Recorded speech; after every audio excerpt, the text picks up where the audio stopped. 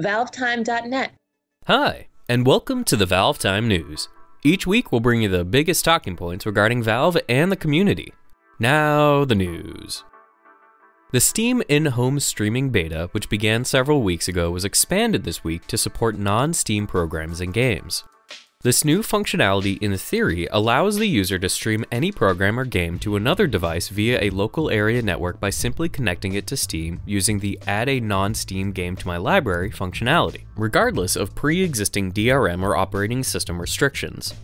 This means any program or game limited only to the Windows operating system can be run on Linux or Mac, etc. The same Steam beta update announced Ukrainian language support for the Steam client and some visual improvements to Steam's recently released Steam VR mode.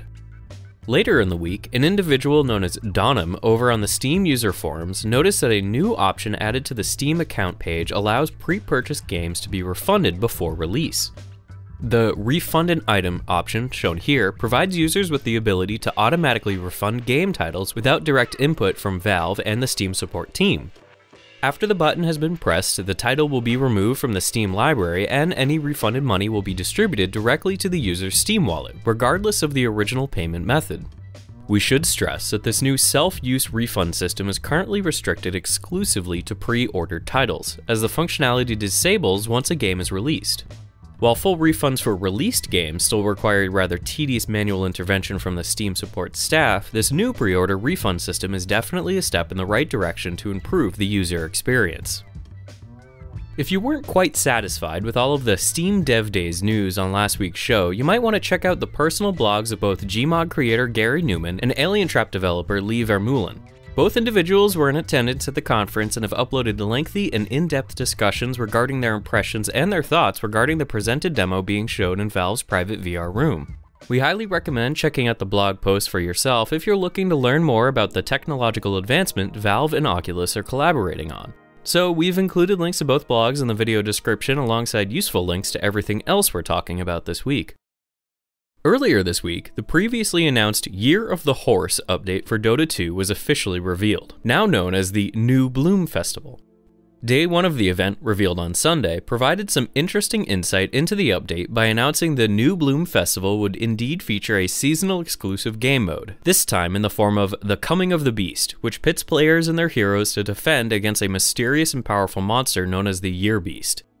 Like the Grieveling and Wraith Knight events, The Coming of the Beast will feature new game mode exclusive items described as purpose-built armaments, which should help players take down the beast in the new game mode.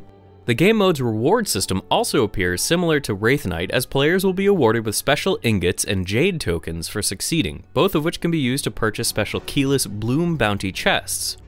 As usual, these special event exclusive chests feature the ability to provide the user with multiple new and rare items, including new couriers, wards, recipes, and more.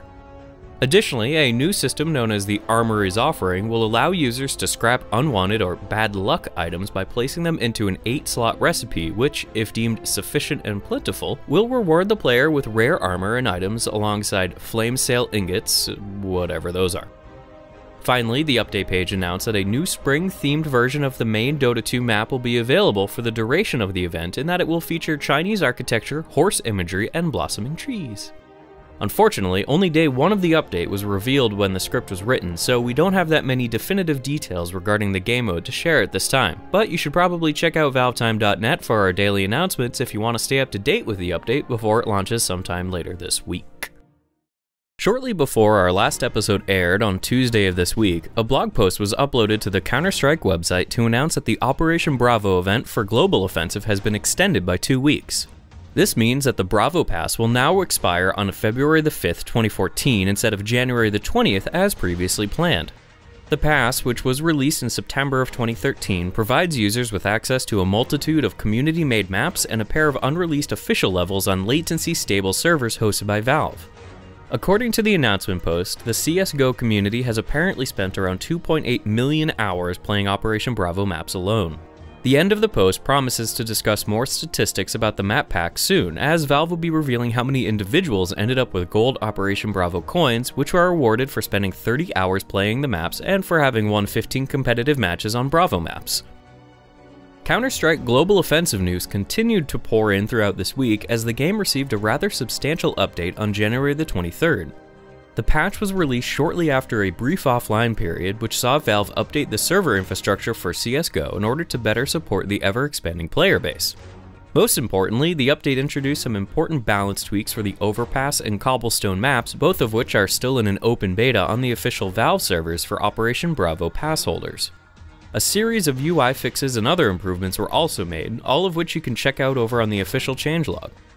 Additionally, Cyborg Matt has helpfully created some comparison screenshots to show off the in-game differences in a more visual format, so you should probably check out his patch analysis over on the OnGamer's website if you're one of the 2 million players interested in playing CSGO.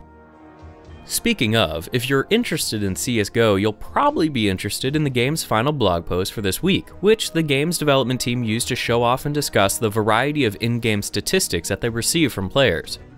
The post, entitled CSGO Map Data, shows general data for the outcome of game rounds on various maps, which was collected over the period of a month from December the 20th, 2013 and January the 20th, 2014. Featuring information on a wide majority of the game's most popular maps, the graphs available show how developers on the CSGO team are able to analyze trends to ensure maps are effectively balanced for all outcomes to not only be possible, but regular. The process, explained in greater detail in the blog post, is clearly a vital part of ensuring the map and team balances within Counter-Strike remain consistent as new maps and strategies are developed. A variety of links for all of the CSGO headlines will be available in the video description, alongside a pair of links to much smaller changelogs for Dota 2 and Team Fortress 2, both of which received light, relatively unimportant updates in the latter half of this week.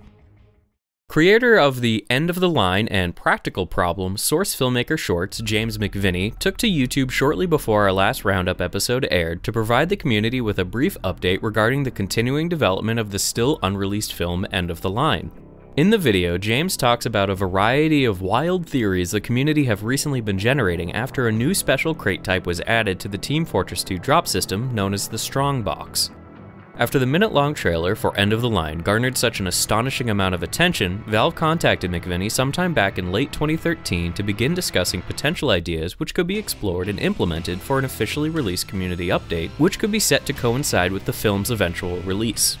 In the video, James discusses how the recently released Strongbox has nothing to do with him or his effort, and that the community should continue to speculate about what Valve may be up to regarding this unique crate series. He also mentions that he has always been looking to avoid focusing on cosmetic items, as hats and miscellaneous items are extremely simplistic to create and implement in comparison to the multiple prototypes being developed on a regular basis. While McVinney doesn't provide much information about what he may be collaborating with Valve for on Team Fortress 2, he does shed some more light on the End of the Line video itself, which is apparently still going to last around 8 to 10 minutes and that the video will not be classified as official canon. A link to the End of the Line update video will be available via an on-screen annotation at the end of this episode. Now, we thought we would take a few seconds here at the end of the episode to say a special thank you to everyone who has helped so far by rating our Dota 2 announcer pack positively over on the Steam Workshop. Earlier this week, the pack surpassed a total of 1,500 votes, which is pretty incredible. So anyway, thanks a lot to everyone who's checked out our pack so far, and we really appreciate the support. If you haven't checked out or rated our pack yet, now would be the perfect time to head on over to the Steam Workshop to give it a quick thumbs up. Now, we're going to emotionally blackmail you by saying thanks in advance for voting. Haha, now it would be morally wrong for you not to vote for it. And that brings us to the end of another week of Valve news. Don't forget to subscribe to our YouTube channel and to follow us on Facebook and Twitter to stay up to date with all the latest Valve-themed news and content. Speaking of content, we released the 6th episode of the ValveTime Top 5 earlier this week, which we used to take a close look at what we feel are the best cliffhangers to date from Valve's game library. If you're looking to check it out, be sure to head on over to the video via the annotation link currently on screen. Thanks for watching, and bye for now.